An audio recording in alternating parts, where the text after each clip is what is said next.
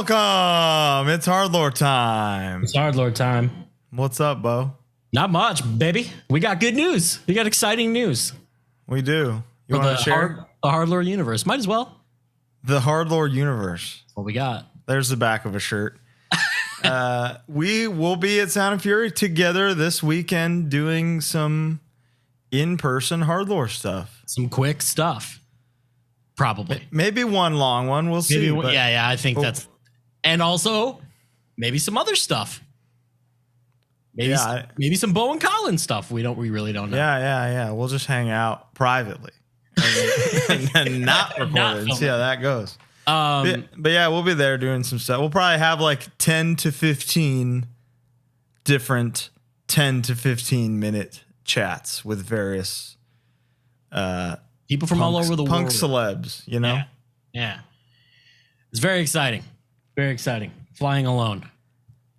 You like flying alone? I love, dude, nothing better. Nothing better. You're not waiting on anyone. Let me ask you this. Hit me. And you can be honest with me. Yeah. I'll edit this out. You ever jack off on a plane? Mm-mm. Oh, okay. You know why? And this is not a I don't care if someone does. If you're on like a 14-hour flight, 20-hour flight, sometimes you got to check your oil, you know? Like, I get it. The reason I'm not down with it is because there could be like a child within 5 feet and just automatically my brain. Well, the child is also like sitting on the same surface right after, you know? Yeah, it's just like, it's not for me. It's depraved. I'm not. Yeah, I know guys who on tour will like jerk off in a mall bathroom or something. And like, again, I don't. Mall bathroom? Yeah, like, well, just like, oh, we're here for a minute. I'm going to go. And it's like, yeah, that's. That man was suffering up until that moment. Yeah, I'm not. I don't know. Plus, like, brother, in your 30s. You got the Loves mug. You haven't even brought it up. You're just casually. Well, that was the bit until you just ruined it. Dude, that is not 32 ounces. No. How big is that? It is a big boy. I have no idea. This is not the mug that I had. They sent that to you because of HardLore? Yeah. Wow. Loves, baby. Loves. We need one for Colin. Need one for Colin. I need one of those for one. Also, I need a Helix bed. So if Helix bed is watching this, let me get one of them. Dude, made in Dallas, Texas, USA. Come on. You can't.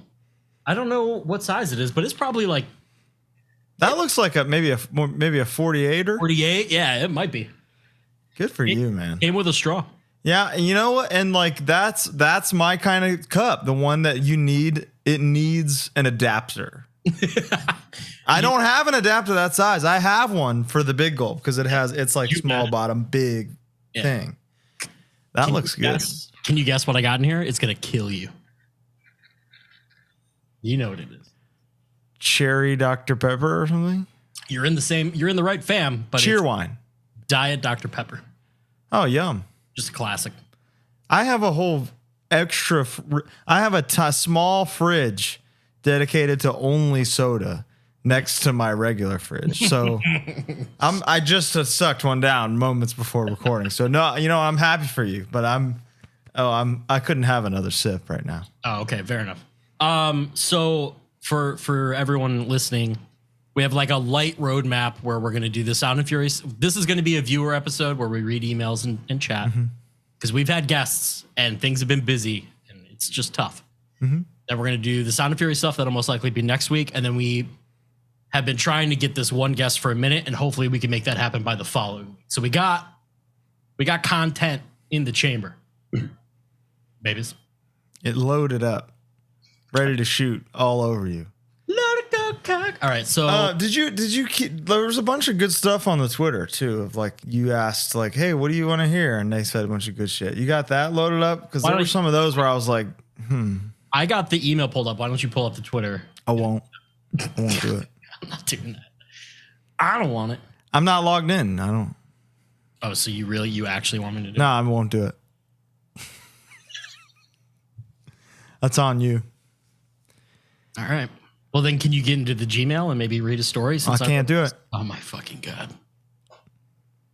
I'm your friend. I only have 2 huge monitors. I can't spare a single I can inch. visually see you reading right now, like Twitter. No. Yeah, I'm trying to log in. I'm trying to be a good Samaritan. I'm trying to be a good co-host, you know? And it ain't working. Wait, it is. I'll edit this out. No, this is the good shit. I'll condense it a little. Just to be like, oh, hey, they're funny. Hey, new login alert on your account, HardLore Pod. That's crazy. That weren't me. All right. So we have 7 emails. 7 emails? 7 emails. We're so fucking rich with content. With people wanting stuff. What do we got? Hit me. Should we hit it? All right. This one is, that's a dense boy. But within the first sentence, we have twitching tongues mentioned. So. Oh, Lord. All right. This is from Michael M. First, the pandemic got me hooked on twitching tongues.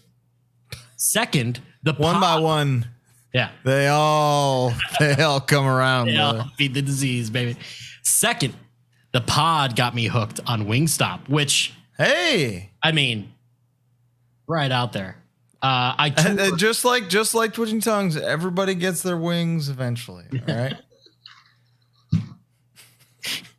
I got them a long time ago.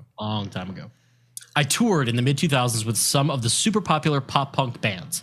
This all started because a college roommate dropped out, ended up working at a record label, and then left that to tour manage a band on the label. The first or second tour he was tour managing had the girl who would later on win Paris Hilton's best friend's merch person. The merch girl was on a Paris Hilton show. She quit, so he hit me up. I hadn't found a job for the summer, so I said, fuck it, let's go. The next day, I got on a flight to stay at the drummer's mom's house. I had never met anyone in the band prior. They were all 18. This is what is his role? Merch. He's going to do merch. He's doing merch for a band he doesn't know. Completely. So a friend of his is TMing. Hit him up. It was summer. He didn't have a job. And he does merch he tours with all the big pop punk bands. All of them. Well, I think this might be one of them. You know what I'm saying? But we'll see. They were all 18, literal days out of high school, and they knew nothing about the world. While there, the mom got a fucking illiterate co-host. Jesus Christ. What did their mom say, Bo? The Macho Man Randy Savage is not happy with your decision, yeah. While there, the mom, the band's management and tour manager made it clear I was as much a babysitter as I was a merch guy. Ooh. Oh. The tour started in 2 days, but was on the other side of the country. What bonded myself with the band was buying a shit ton of fireworks on the way there. Nice.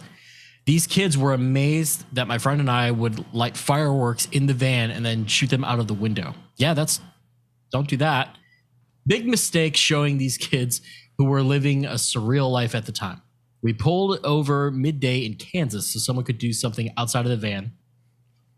One person got the brilliant idea, but you have to keep in mind that this is probably like a cell phone email, and it's like I'm calculating right now. Yeah. What the duck is all over that. Yeah. One got the brilliant idea to shoot a Roman candle at someone outside the van. It hit dead grass on the side of the highway, and it was immediately caught on fire. Oh, nice. This fire was way too big for us to put out ourselves. Enormous clouds of smoke are now billowing over this major highway. A decision was made that we're fucked either way and might as well hope for the best. About 5 minutes later, we get pulled over. The most insane arrest then begins. All of us are told... Dude, I love the decision was made. Yeah. Like they all just stand around and the council decides, gentlemen, we shall depart and the fire shall contain itself. You're here. They could have put... all of us are told to get out and go stand in a ditch on the side of the highway. They could have put bullets in our heads and no one would have found us. Well, they search the vehicle and say, you guys got to come with us. They have us drive ourselves to the police department and go and stand in the office. They proceed to pull out books of laws to attempt to figure out what to charge us with. Sound like really bad cops. The sheriff then comes in looking like a character from Looney Tunes, calls us city slickers and says we need to go to a holding cell for about 2 hours of standing around. 20 minutes later, they tell us we're being charged with littering. will be prosecuted one by one and let go. After we're all out, it's obvious that we are not making the first show. My second day as babysitter, and I get this entire group of kids arrested. So they missed the first date of what is their biggest tour to date. There's more from the same tour, I believe. Should I continue? Is that the end of that story? That's the end of that story. Almost my cousin Vinny, really. I shot the clip. It's true. I shot the clip. It's super dumb. Yeah, pretty dumb. Definitely but dumb. Like, dude. But also a mistake. Like, of course. I was touring at 18 and I just had no business. Like, I don't think my brain developed until I was like 25. Yeah. Like if anything, like if it even has yet, I just knew nothing about anything. So occasionally I get a glimpse of what I look like. It's a real bummer. My eyes are just always like. You eat a lot of salt lately? No, no. I get that, dude. After I eat pizza, I'm like, my face gets smaller. Yeah, if I eat something before bed, which I did, but it was actually just bratwurst. So I was like, before bed. What is that? Like 4 hours ago? You sick fuck. Yeah. Mm-hmm. 4 hours ago. All right. Continue the email. All right. Another interesting story was stopping at a Days Inn between Cleveland and Philly, near Erie, I'm going to guess. We got there about 3 a.m. The team checks us in, and we head to our room. Wonder what band this was, if they were that young. We get to it, and the room hasn't been turned over. Bummer. No big deal. Go back to the desk and get in the room. Second room, we open the door, and the TV is on, and the family is sleeping all over the room. Nice. The family is shook. We go back again. They apologize and tell us we're getting hooked up for the trouble. We're getting a suite. Wow. Get to the suite and it looks good. A Days Inn suite. Yeah. I just want to sleep, so I get into the bed. I have one of those moments where I say to myself, is this bed wet or cold? Which is an interesting human thing, isn't it? Whatever it is, if it's wet, it's just a little damp and I want to sleep.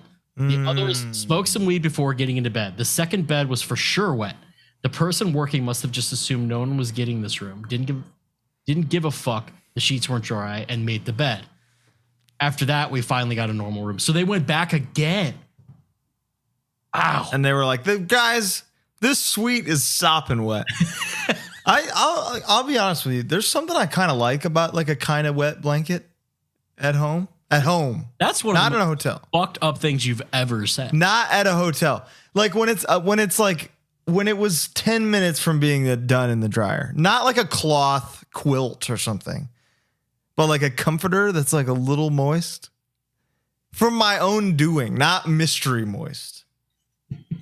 But what's the benefit of sleeping in a wet comforter? I like to be cold, and I know that motherfucker's gonna stay cold. I'm not saying like I don't want it to be like dripping, but like I said, like almost done in the dryer. I don't actively seek this, but if I pull something out too early and it's a little wet, I ain't putting it back. Oh, okay, fair enough. Fair enough. Do you know I haven't had laundry in my residence for at least 15 years. Are you a fluff and fold man? The only way to live. You drop it off, you pick it up. It's a delight. I love it. I was a big fluff and what does it cost for you? About $1 a pound? 80 cents a pound. 80 cents a pound? Mm-hmm. That's a steal. But the thing is like, so I have 200 t-shirts, 2 pairs of pants, a ton of socks, and a ton of underwear, right? Yeah, but you wear all 200 t-shirts? No. So my point is, I only do laundry once a month. I drop it off once a month. It costs me like $40, and it's folded and done. How far is the laundromat? I have to Uber to it. Are you fucking kidding me? I don't have a car, man.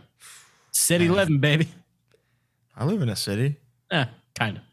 Also, Subway sucks, but back on those tours, I ate so much Subway. GPS was considered a luxury. Sidekicks provided the internet, and they were so we're talking. This is a while ago. Yeah. I asked my friend recently why we ate it so much, and he said a sandwich the only thing those kids could agree on. No excuse. They were also $5 at the time. So that's definitely why. Yeah. Dude, some of the first tours we did, we had MapQuest directions printed out. Of course. From venue to venue. So everything that was the way. Yeah. That was the way you did it. That's how you do it. Yeah. You want to do a couple tweets and then we'll do another email? Yeah, that sounds wonderful. One for the vocalists. This is from Tim Ox Arms. How do you maintain vocal health when it comes to playing several shows in a row? Fucking wing and a prayer, brother. You can't. It's like you can only do so much to control it, but you're straight up a one breath away from your whole voice going out sometimes. I feel like it also, sorry, let me clock out real quick. I think it also depends on like a predisposition. Like some people can just do it. Keith from Every Time I Die, like can just always do it. Yeah. Always. I have to practice like vigorously before a tour to just get semi broken in. But either way, the first 3 shows are going to be sick. And then I normally have like 2 or 3 where I have nothing. So like the standard hardcore touring schedule where it's like 7 days on, maybe a day off, 14 days on, maybe a day off.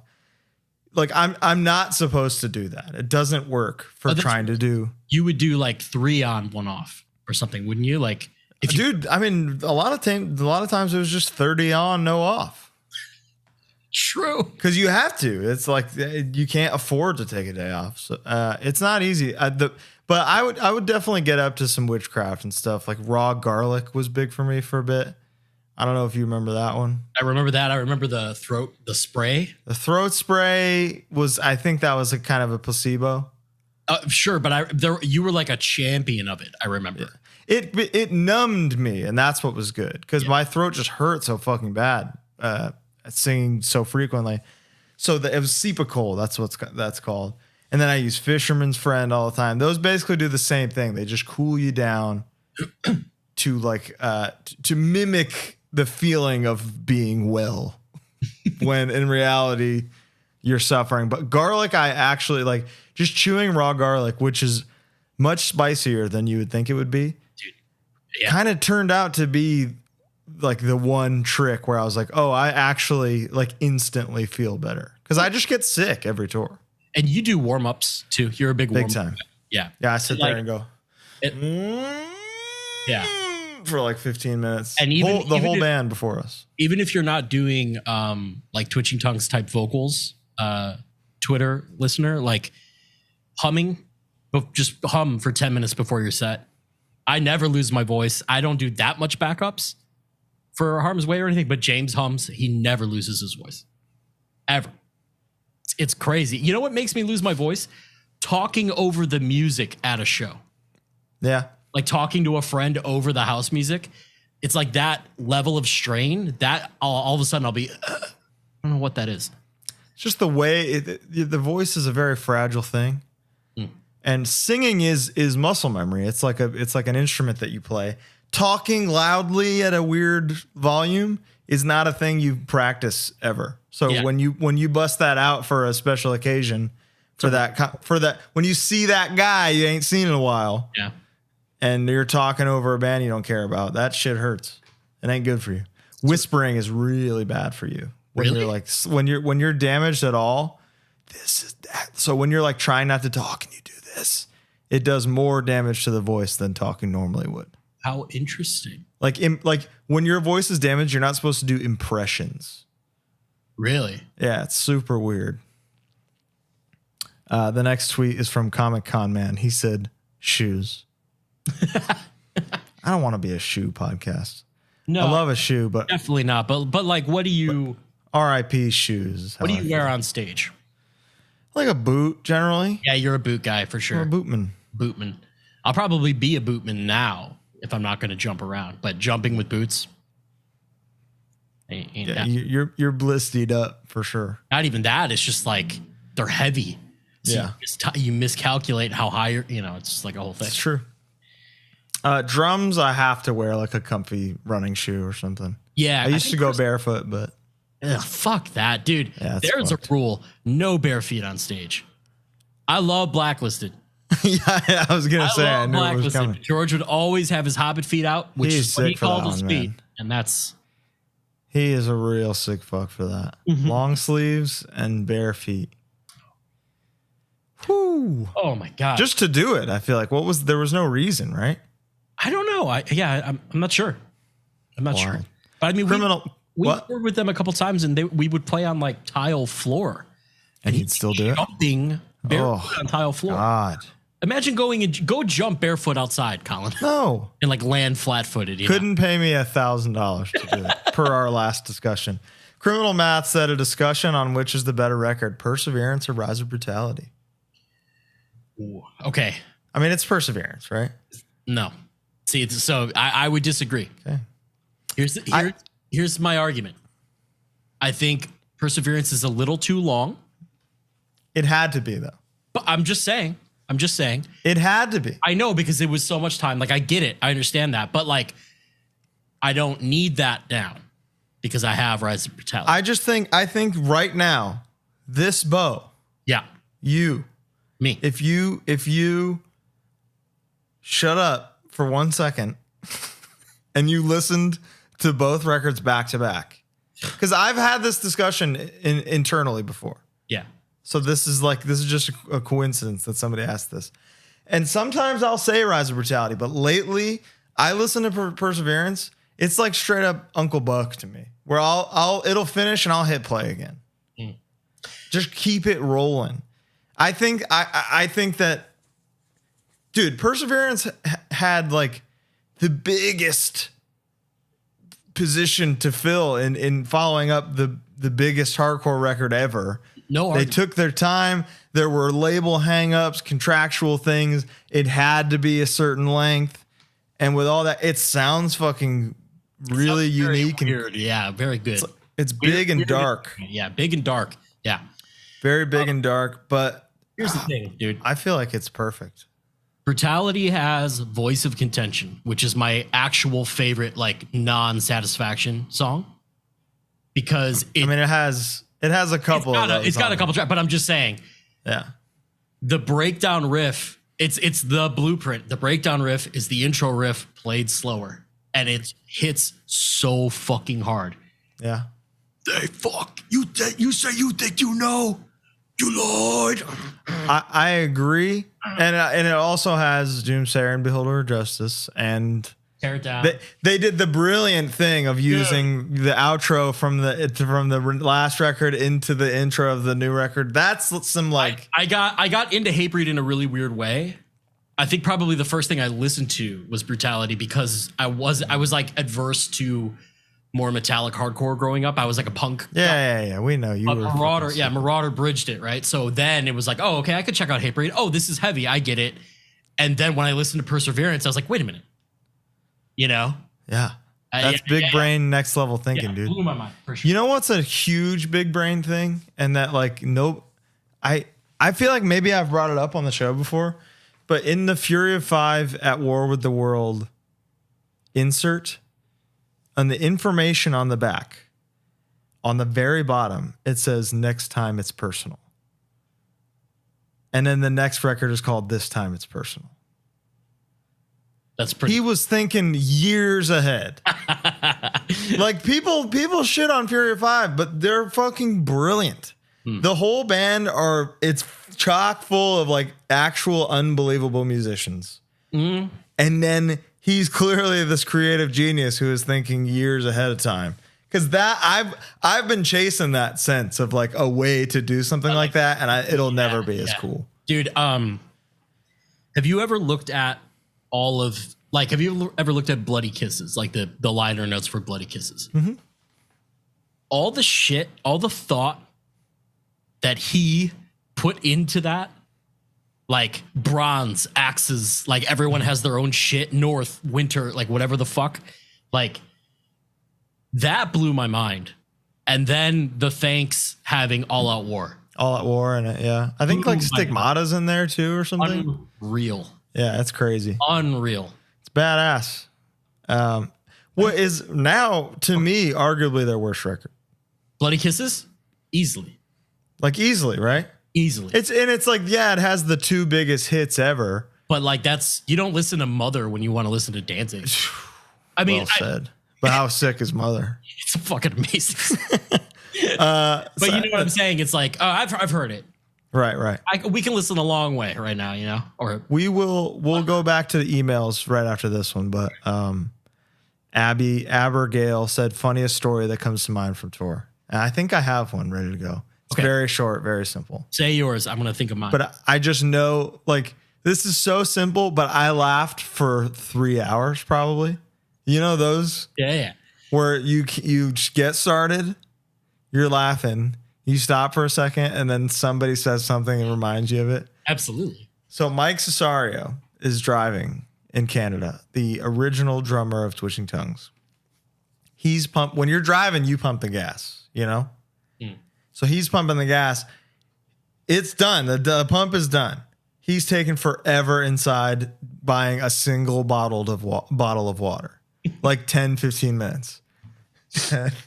It's very cold outside. And I'm like, we just wanted to leave, you know, but Mike's taking forever buying this fucking bottle of water. Chatting with people. He's Mike meeting people. Mike was like a baby charmer. I don't know if you've ever witnessed that. We'd be in line at for like McDonald's or something, and there'd be a baby in front just looking at him like this, and Mike would just be like, and the baby would be dying. But that's a whole other saga.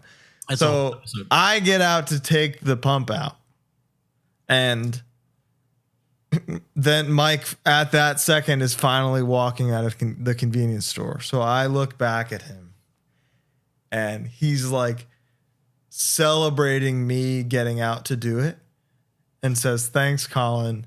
And then does like Three Stooges slapstick style full body slip in the air, lands, the bottle flies to like me, and I'm like 30 feet away. And it was the hardest and funniest way I've ever seen a person fall to this day, where like if somebody says "thanks, Colin" to me in any context, I could straight up cry laughing just thinking. This is over 10 years ago, and it's still that vivid of just Mike Cesario falling like straight up ground. Mike, like Harry, feet were like like Harry, and the bottle went just flew across the parking lot, and I'll never forget it. You got one? I got one that comes to mind. It's probably not the hardest I've ever laughed, but it definitely comes to mind. Did I tell the glitter story with Peter? Do you remember when we were in Europe? Glitter. I don't know. Okay, well, at the risk of repeating myself, it's a great story. We're in Europe on that Dead End Path European tour that we had talked about, a miserable one. We were playing Warsaw on New Year's Eve. So after the show, there's like a party. So it's a bunch of Polish people and us, like partying. Hey. They're all cool, you know, it's fucking rad. I picture like the Tetris song playing on like and then like the Numa Numa song. Yeah. Oh, dude. That's a hit. How fucking good is that song? Unbelievable. I swear to God, I can speak like 3 Romanian sentences because of that song. Because of that song. I still know every syllable of that. I worked at a daycare when that song like went viral, pre-viral, but viral, you know? And we would play it for the kid. The kids loved it. And how could you not? Yeah. It's 3 sexy guys saying who knows what. Who the fuck knows? All flirting with each other in the video. It's awesome. So we're in Poland. Now, before this, it's like a known thing. It's like me with Mayo or whatever. Peter, our merch dude at the time, hates glitter. Like he just can't stand glitter. It's coarse. It gets everywhere. You know, like he just like can't stand glitter. It's like a thing. I don't know. Does anybody like glitter? Exactly. It's a very poignant question. So we're there. Someone starts looking around and is like, "Hey, where's the driver? Our driver was missing." And then we went to the van and he was sleeping. Okay. But he was waking up and he was like, oh, yeah, I had to catch some sleep because we have to leave in 30 minutes to drive from Warsaw to Budapest overnight. Okay. So we all find this out and we're all pissed, including Peter. Peter, I just saw him the other day and talked to him about this too. And he was so mad. Turns a corner in the venue. There's some Polish guy who just goes, I knew it was coming. Blows glitter in Peter's face. And you all knew this about Peter beforehand. It would be like someone who didn't know me squirting me with mayonnaise or something. Wow. Okay. Peter was we had to like stop him from harming this guy who was just like trying to like, like body glitter. Yeah. Be funny. We're celebrating. He had glitter everywhere.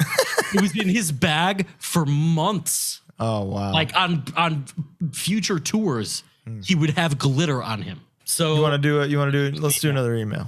Hi, Colin and Bo. Big fan of the show. Thanks, Mason P. My story was Thanks, Mason. From back in 2017. I went to run merch for my buddy's first tour as a band. We're all around 18 or 19 at the time, and I was the only one that had been on a few tours.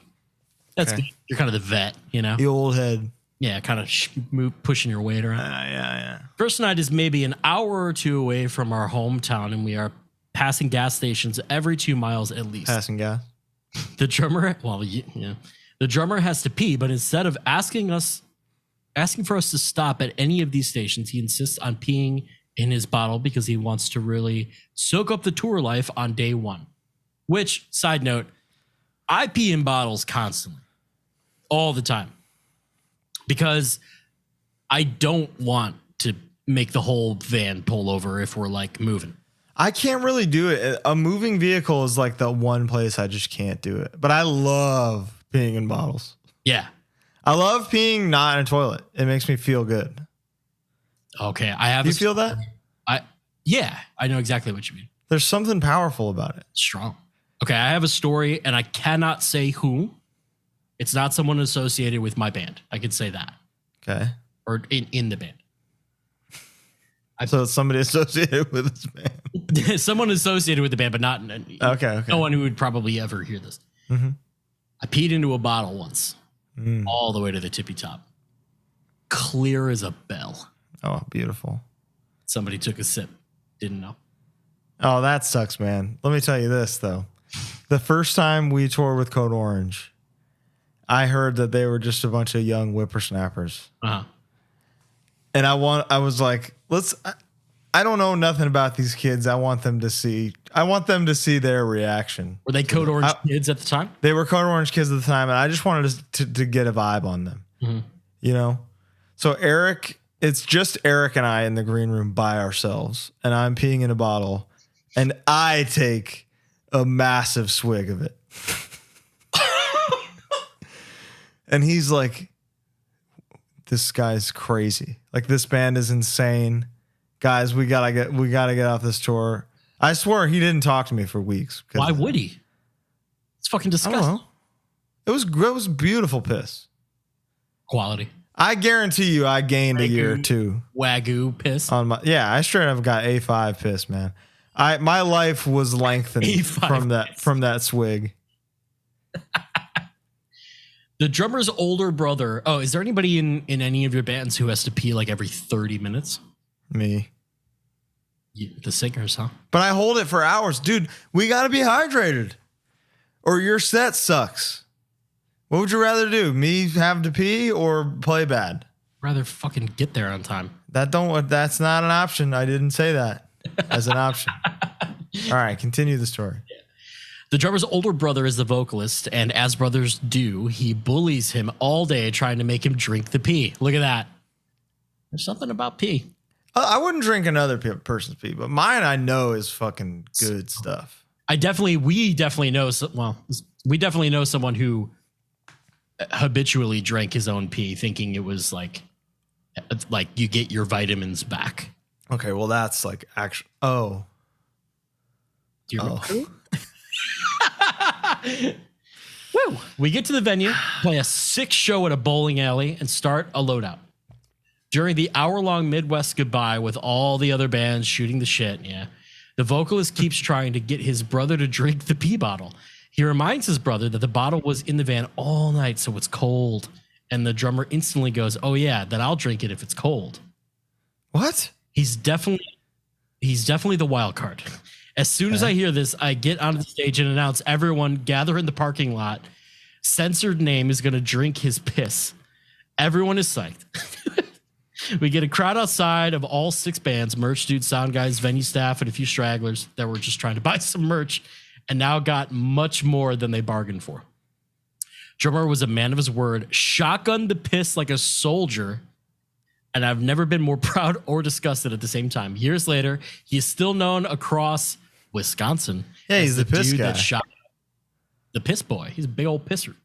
Thanks for reading. Keep up with the rad show, boys. Thank you, Mason. That was a perfect length, perfectly formatted. Good Mason. length. A+. Good job, Well done. Mason. I would drink a bottle of my own piss, no problem. Maybe I'm learning a lot about myself in this episode. I certainly. I love piss. The guy loves piss. All right, back to Twitter. Back to Twitter. Connor Woodring.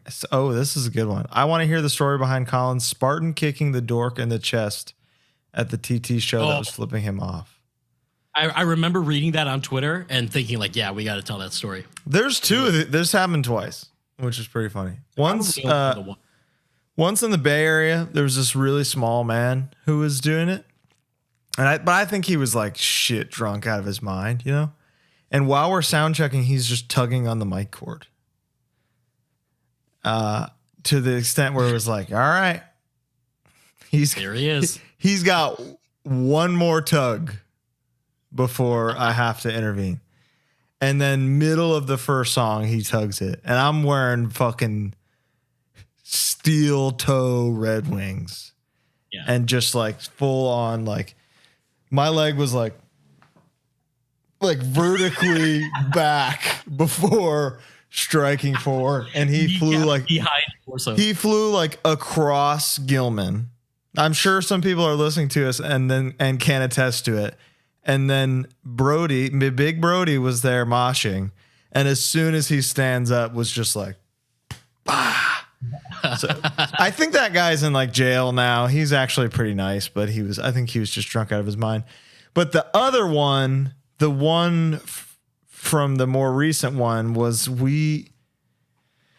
it was a show that there's video evidence of, so there is a video of it. So I guess I don't know if I want to immortalize that. Every time I post it, I'm like, this is the day I get canceled. You know, this is it. Because somebody's like, okay, all this shows is that you're an asshole. When in reality, no, I'm standing here on song 5 of the set, and this guy the entire time is just like this. Yeah, fuck him.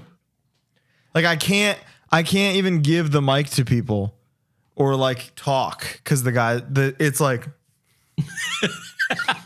yeah. Do you remember?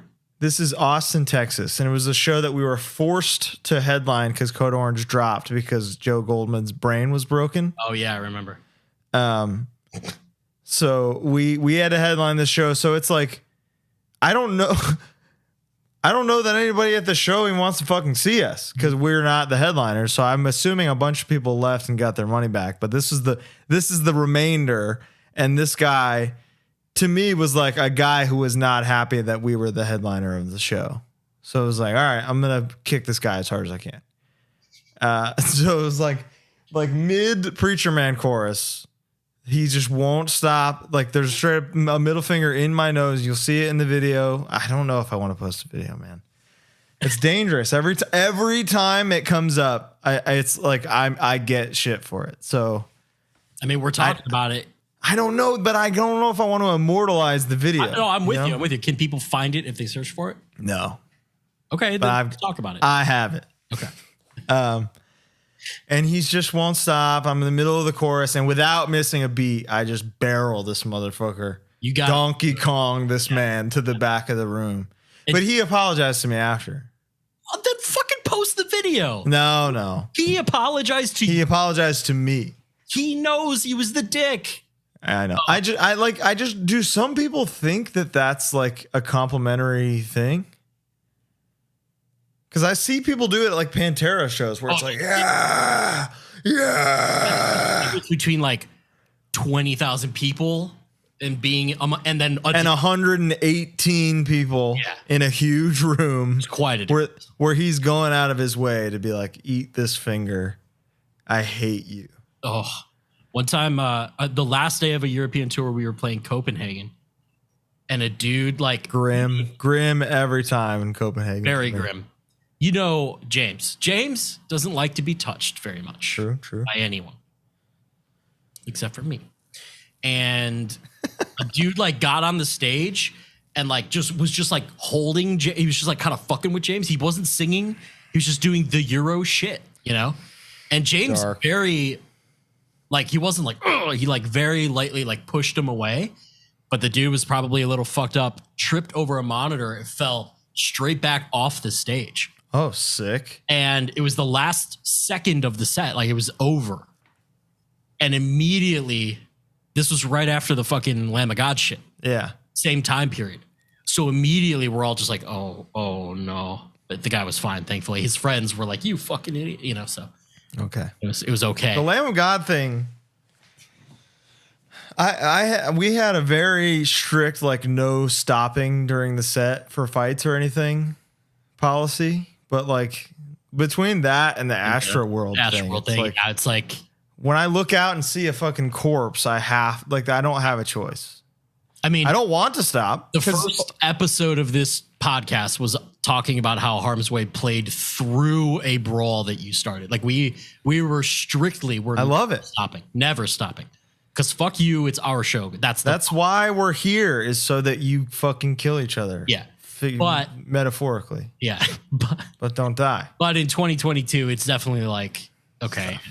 And also being grown up, like, I don't want that. I don't want someone to actually get hurt at my show. I don't want that. It's like a broken nose. Broken nose, exactly. I love that. I feel like I did a good job. Yeah. If a nose is broken. But if someone has to go to the hospital. Yeah, it's tough. Or it's like unconscious. Yeah, I don't. It's tough. CTE, brother. I'm not.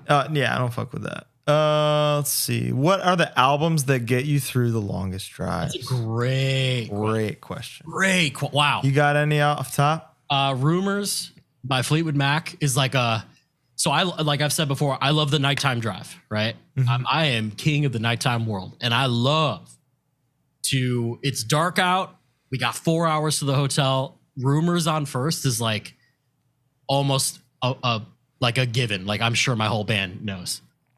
Because as soon as the fucking like, I'm vibing. I'm just in a great mood. The record's perfect. I skip the one "Oh Daddy" song because that's a really good song.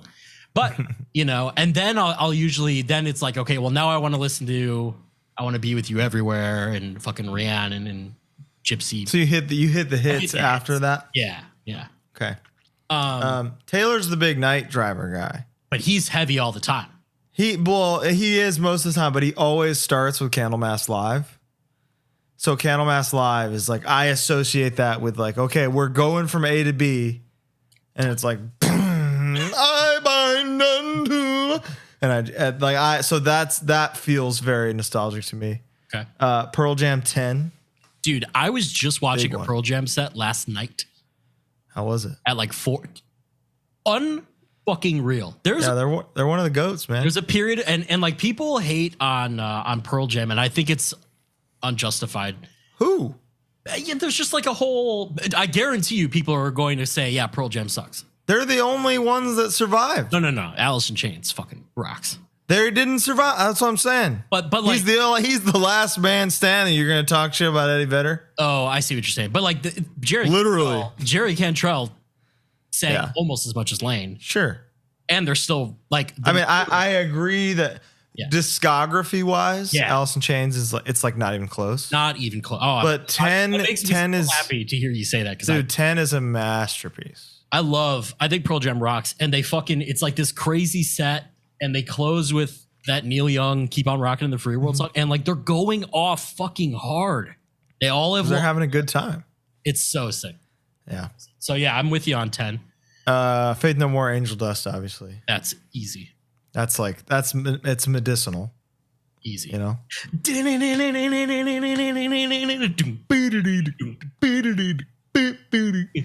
Yeah. What else? What else just gets me through a long Okay, I have something that maybe it's gonna sound lame, kind of because of like a association with this band.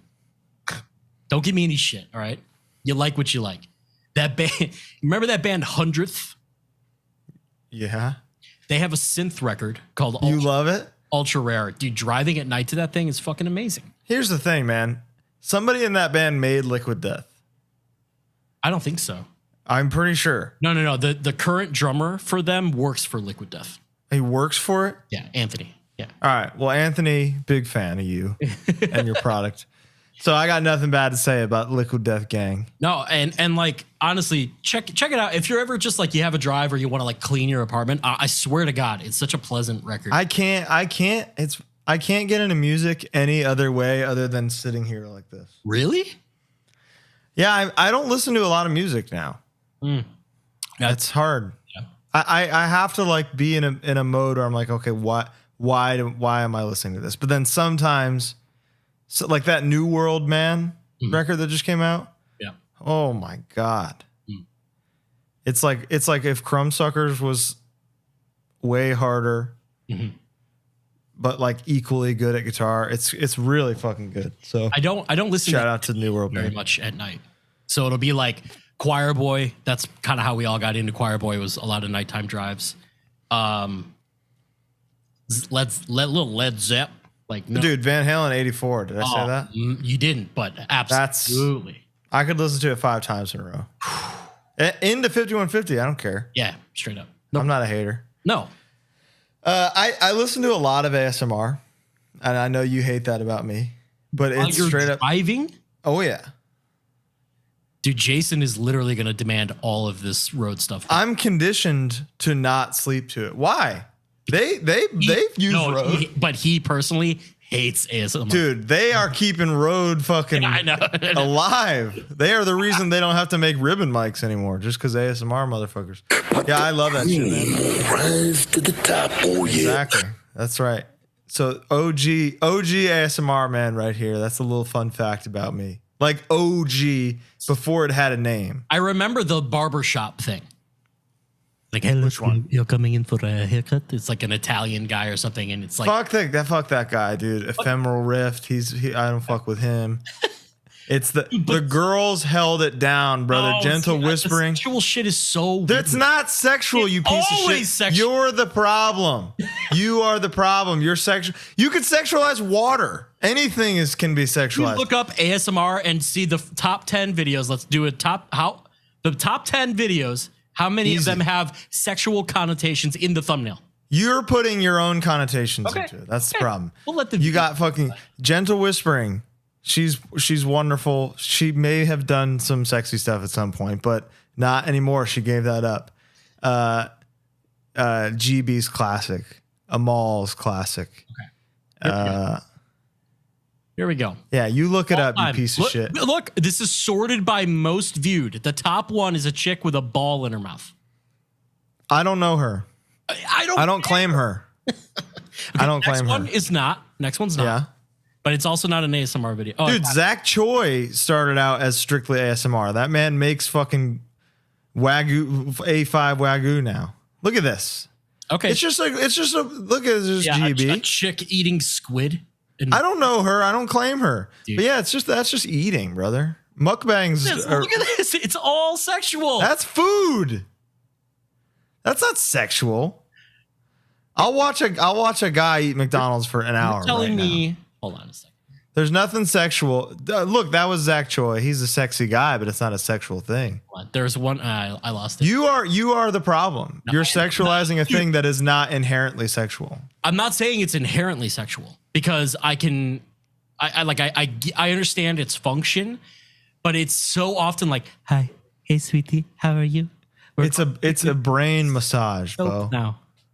So is a massage sexual? No, because I always shut the fuck up. You're wrong. Fucking monster man like breaking me in half. I've never had a monster man, dude. It's always a small Korean lady. So it's never been a monster man. If a brain massage is a thing, anything can be sexualized. So yes, of course, an intimate woman whispering to you can be sexualized. Of course, but that's not the purpose. But the top videos are, of course, because sex sells and you're buying. You fucking scumbag. Read another fucking email, you pervert. You sick pervert. Oh, this one's perfect. Short as fuck. Talk about favorite stories from certain cities. Would love to hear stories from Metro Detroit area, as I know both have played the area many times. Many Harm's Way Twitching Tongues / California bands have come through that I've attended. Metal Frat was always a good one. Love the podcast and listen to different types of topic stories from Matt S. Assumingly from Detroit. I'll tell you one. This one's good. This was like back, like this is standard tuning Harm's Way. Okay. You're drop now? Oh yeah, drop B. We've been drop B since fucking isolation. Oh wow. But this is like reality approaches Harm's Way. Okay. Like it was a Halloween show at the Metal Frat, which was the coolest fucking building in the world. Loved it. And we opened with Jesus Saves, like the intro of Jesus Saves. You know, it was like a Halloween show. Some band did a full Andrew WK set and it was actually really good. You know, we're playing and there's a part, my guitar went a little out of tune. And Chris, in front of everyone, like while he's waiting for me to play the part, he gives me like a, ugh. And I like look at him, I was like, what are you doing? Like, stop. Like while we're playing. And he went, ugh, like even more.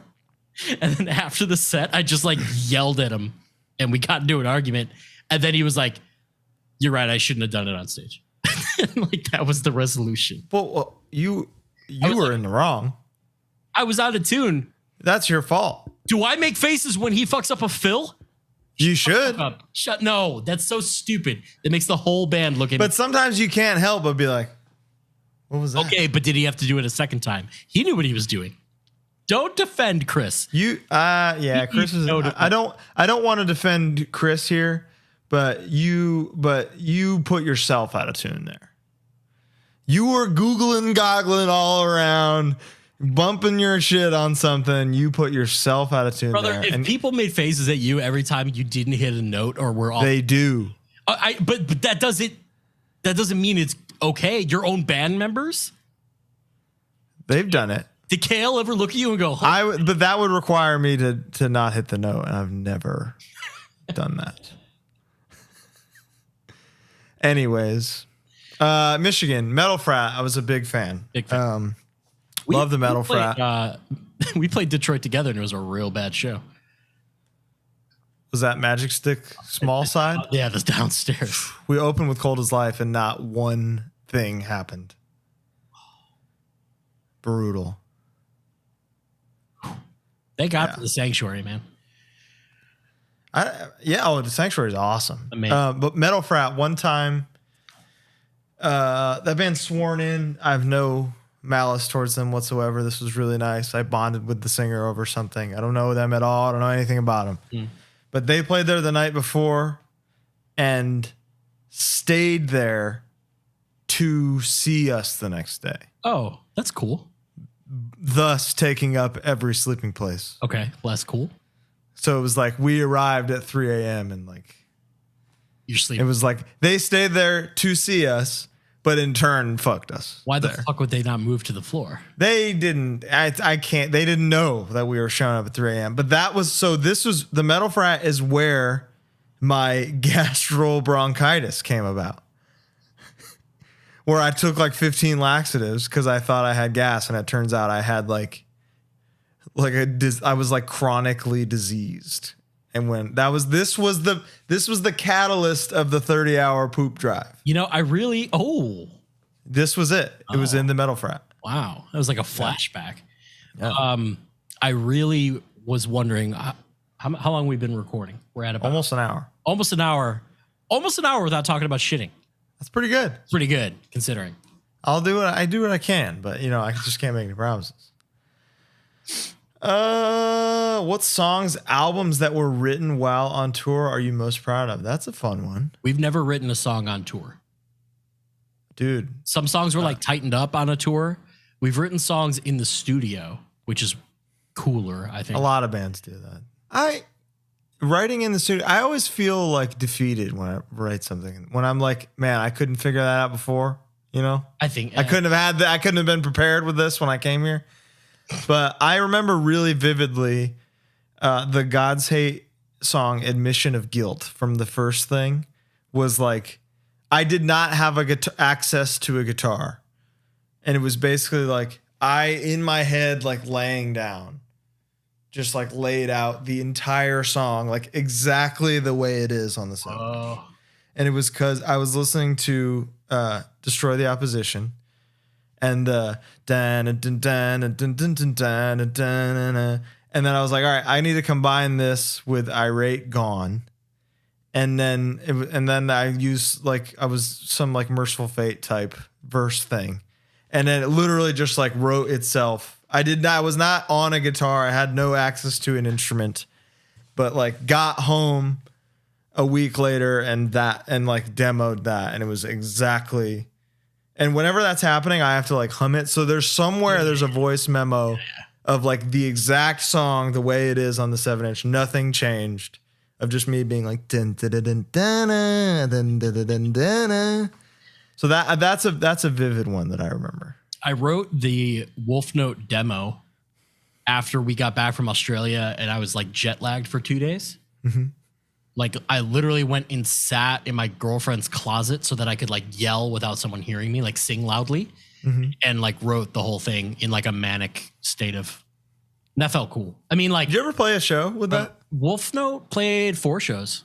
Wow. In Pittsburgh once. Wolf Note, yeah. With Code Orange kids. We played like a hardcore fest.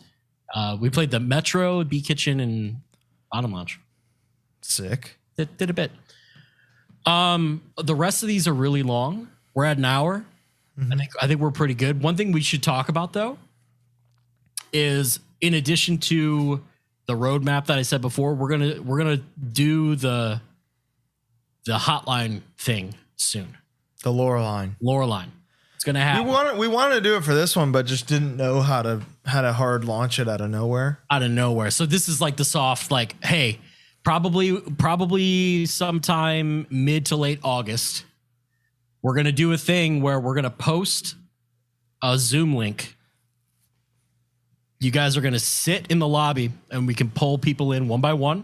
It's going to be recorded. It's not live. It's recorded. So if you say something stupid, it's not going anywhere. And we'll ask beforehand, like, do you want names left in and all that? Or if you say a naughty word or a slur or something just to be a funny guy, it's not going anywhere. So just keep that in mind, please.